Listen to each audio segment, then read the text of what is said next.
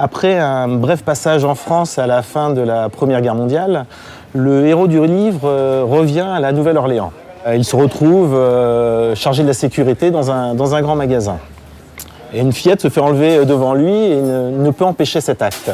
Il quitte son travail et se fait embaucher sur un bateau à aubes qui sillonne le Mississippi. Alors donc ce roman m'a passionné par de multiples aspects. À la fois cette enquête, donc on est pris depuis le départ, depuis la disparition de cette fillette. L'auteur va enquêter, va tout mettre en œuvre pour la retrouver.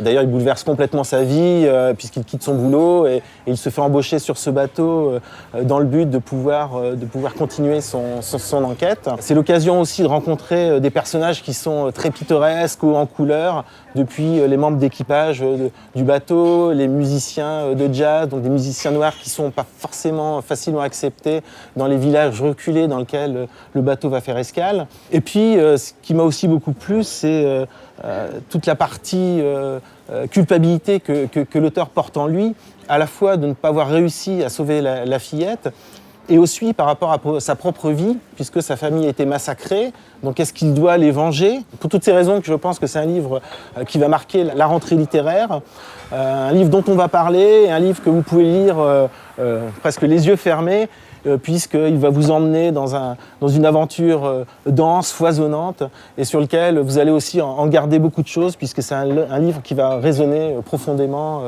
en chaque lecteur, une fois que la dernière page aura été tournée.